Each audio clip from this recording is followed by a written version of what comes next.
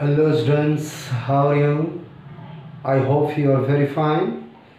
आज इस वीडियो में मैं आपको वॉइस पढ़ाता हूँ। वॉइस का हिंदी होता है वॉच। आप कभी कभी सुने होंगे किताब मेरे द्वारा पढ़ा गया, कविता मेरे द्वारा लिखा गया। तो इस तरह का वाक्य जो होगा उसका इंग्लिश कैसे बनेगा, तो ये जो है वो वॉइस के अंतर्गत आपको मैं बतलाऊंगा। चलिए आज हम वॉइस पूरा पढ़ते हैं, समझते हैं। हाँ, एक चीज़ हमेशा ध्यान रखिए, आप यदि हमारे वीडियो से समझ पाते हैं तो इस वीडियो को दूसरे लोगों को भी शेयर कीजिए, बांटिए और अपने से भी आप समझा हुआ चीज़ को दूसरे को समझाइए, ताकि आपको जो है अच्छी तरह से वो हमेशा के लिए याद रहे। शुरू करते हैं voice.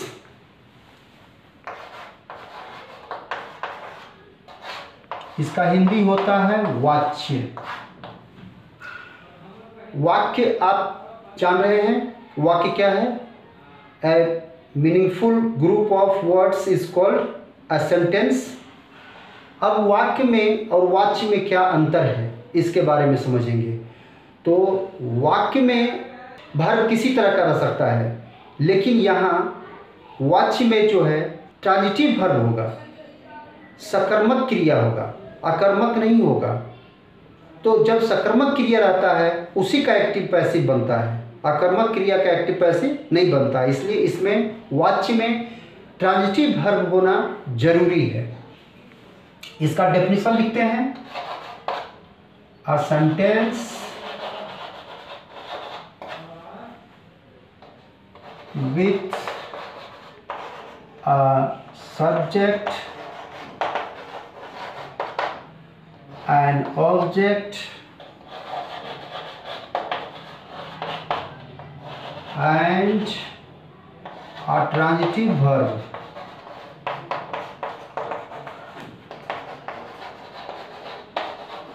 is called a voice.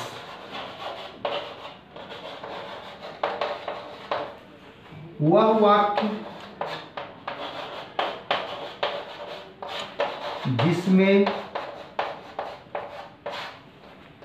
एक कर्ता, एक कर्म और एक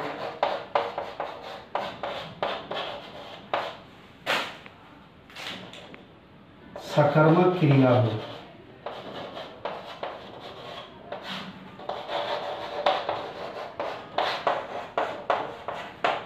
उसे वाच्य कहते हैं।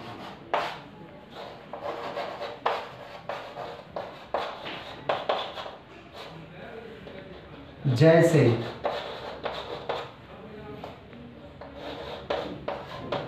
मैं किताब पढ़ता हूँ,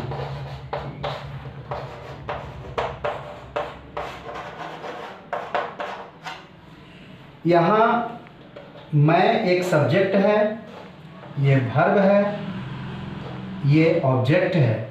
अब ये वर्ब कैसा है?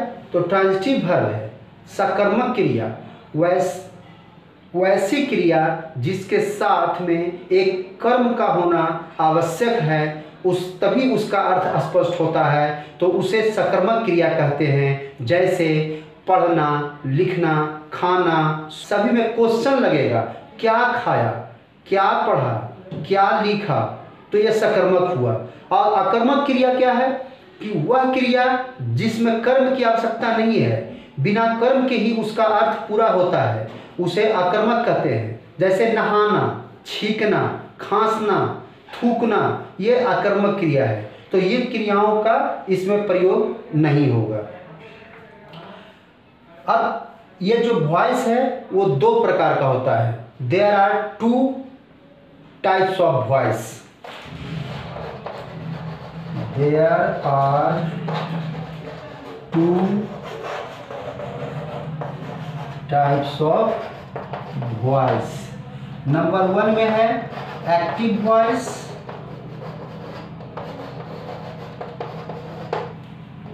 कत्री वॉच।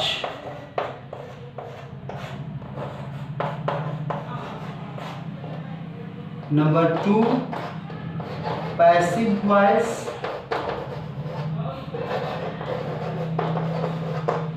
कर्म वॉच।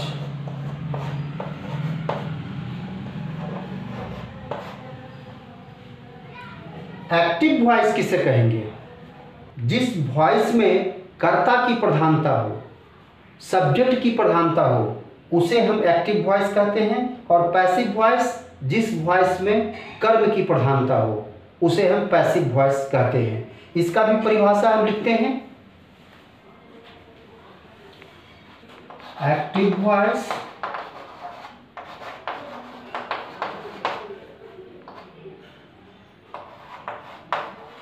वह वॉच जिसमें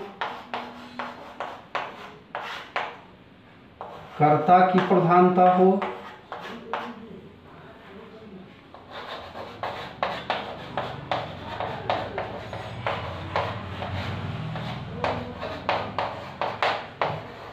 उसे सब कत्री वॉच कहते हैं।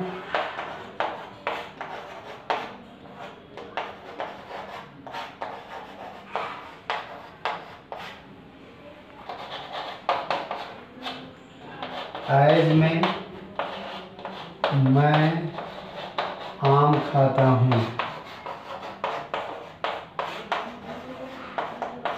यहाँ मैं प्रधानता है सब्जेक्ट की, कर्ता की, इसलिए ये एक्टिव वॉइस हुआ। नंबर 2 में पैसिव वॉइस,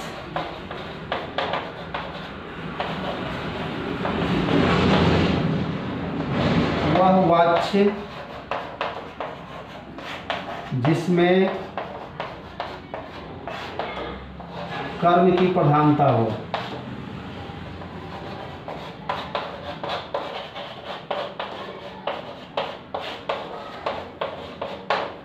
उसे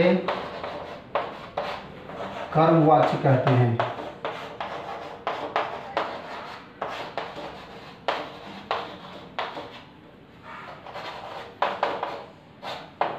एज आम मेरे द्वारा खाया जाता है।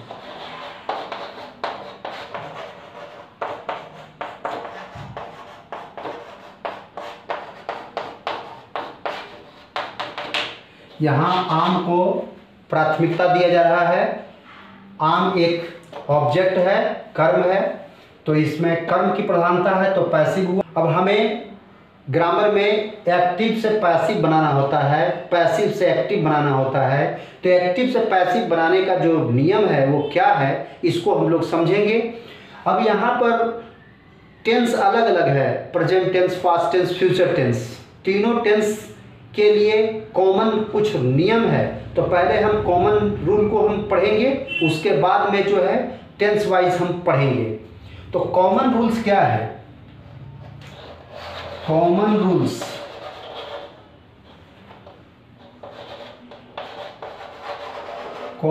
Rules to change active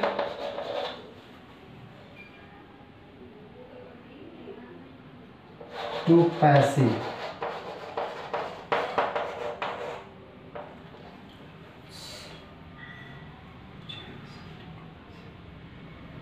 active से पैसिव बनाने के नियम, सामान्य नियम क्या है वो पहले देखेंगे। नंबर 1, सब्जेक्ट को ऑब्जेक्टिव केस में बदलकर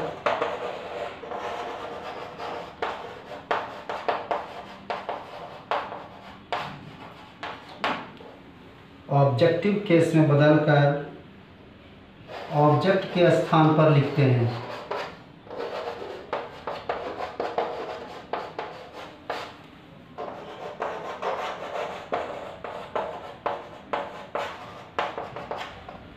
नंबर 2 है ऑब्जेक्ट को नॉमिनेटिव केस में बदलकर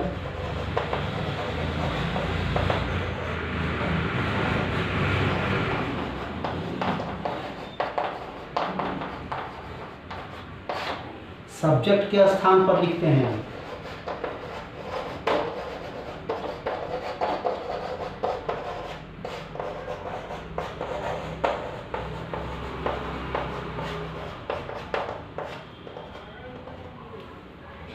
इसमें क्या है, सब्जेक्ट को ऑब्जेक्टिव केस में बदलते हैं। केस मतलब आप लोग जान रहे हैं, कारक होता है। कर्ता को कर्म कारक में बदलकर कर्म के स्थान पर रखते हैं, और कर्म को नॉमिनेटिव केस मतलब कर्ता कारक में बदल करके सब्जेक्ट के स्थान पर रखते हैं। ये दूसरा नियम। और एक तीसरा नियम, इसको मिटाते हैं। थर्ड रूल है, हमेशा पैसिव में क्रिया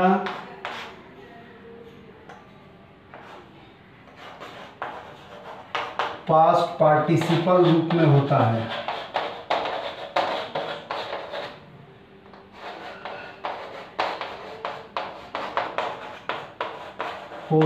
है। यानी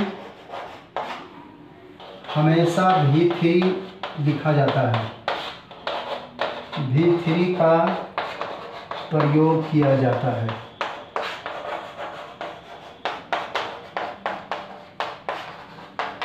आप वर्ब 1, वर्ब 2, वर्ब 3 पढ़ चुके हैं, तो ये V3 का प्रयोग जो है इसमें हमेशा होगा।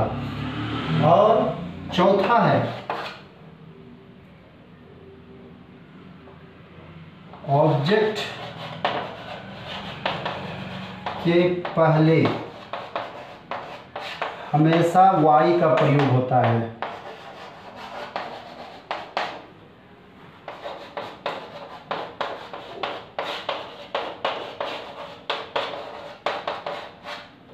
ऑब्जेक्ट इट मीन्स सब्जेक्ट को जब ऑब्जेक्टिव केस में बना करके हम उधर ले ऑब्जेक्ट स्थान ले आते हैं, तो ये बाई के द्वारा हम उसको जोड़ते हैं। ये इसका कॉमन रूल हुआ। अब एक बार इसको देख लीजिए कि नॉमिनेटिव केस से ऑब्जेक्टिव केस में कैसे बनाएंगे। Nominative case, objective case.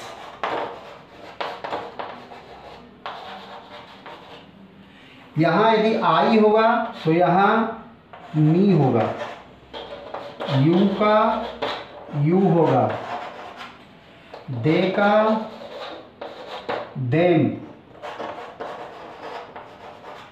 We का अस,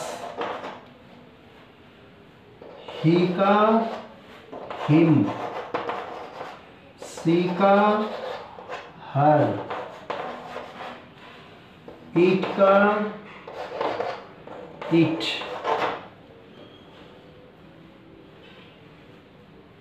इसके बाद मैं मिटा रहा हूँ, इसको लिख लीजिए और आगे का हम और लिख देते हैं। इसमें अपनी रहा था, ऊपर हम भी छोड़ देते हैं। इतना लिख चुके। ये चेंज होकर के आई का यू मी हो जाएगा, यू का यू रहेगा, इस तरह का। अब आगे क्या और चेंज और है, नॉमिनेटिव केस इसका प्रयोग आपको होगा। नेम, तो नेम का नेम रहेगा, नाउन का नाउन रहेगा,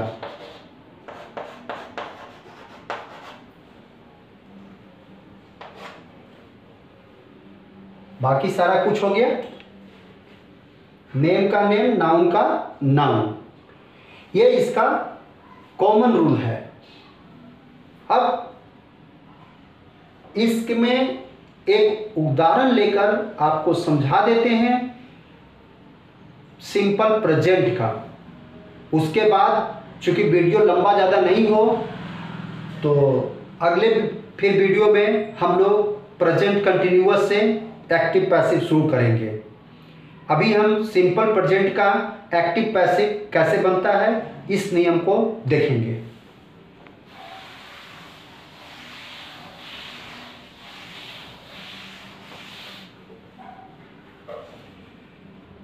सिंपल प्रेजेंट टेंस,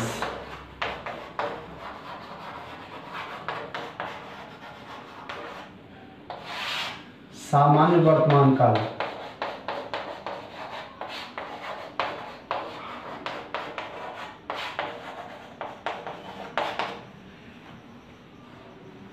क्या आपको याद है सामान्य वर्तमान काल का पहचान चिन्ह क्या होता है?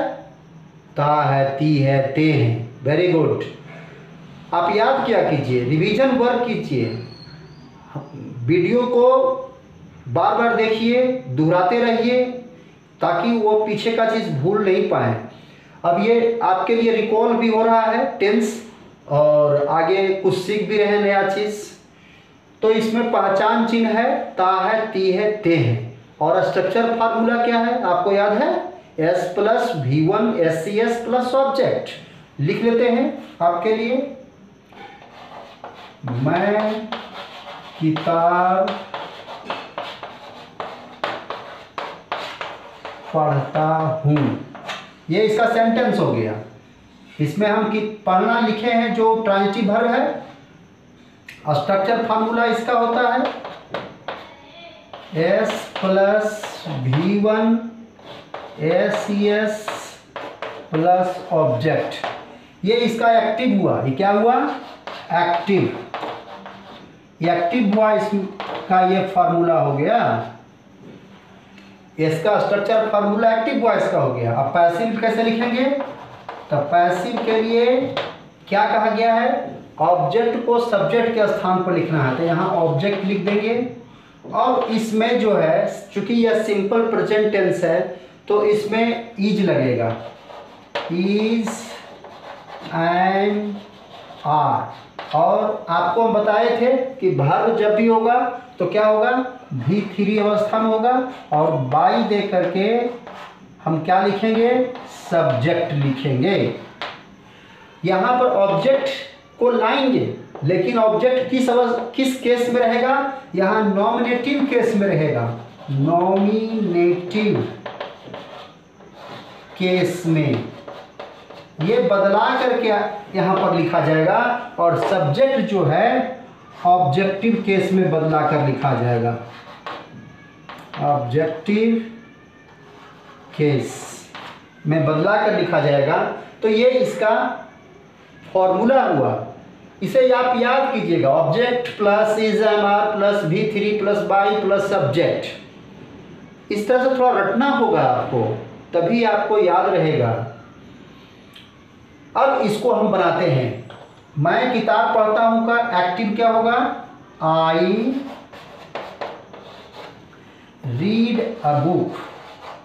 Read a book. अब यहां ऑब्जेक्ट क्या है? बुक है। क्या है?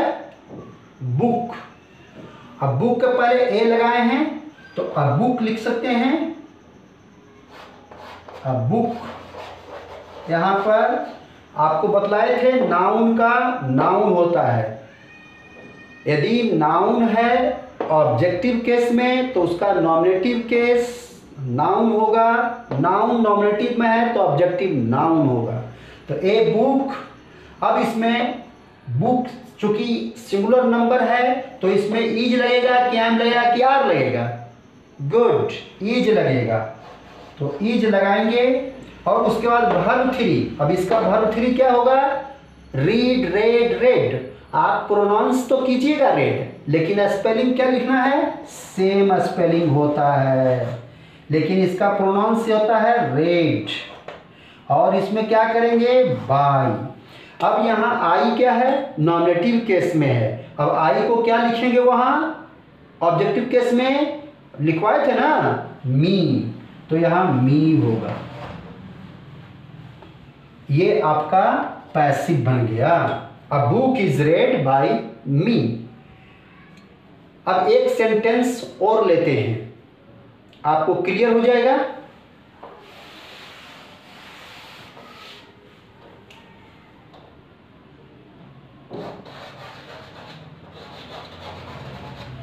Radha it's a mango. अब यहां पर ए मैंगो है तो ए मैंगो यहां लिख देंगे, नाउन का बदले नाउन। अब इसमें इज लगा देंगे, ईट का ईटेन लिखेंगे, अब यहाँ बाई जोड़ देंगे। अब यहाँ राधा नाम है तो नाम का नाम हो जाएगा by Radha. Radha eats a mango, Radha आम खाती है। A mango is eaten by Radha, आम राधा के द्वारा खाया जाता है। ये एक्टिव और पैसिव हुआ। चलिए फिर मिलते हैं अगले वीडियो में। मन लगाकर पढ़ते रहिए, आगे बढ़िए।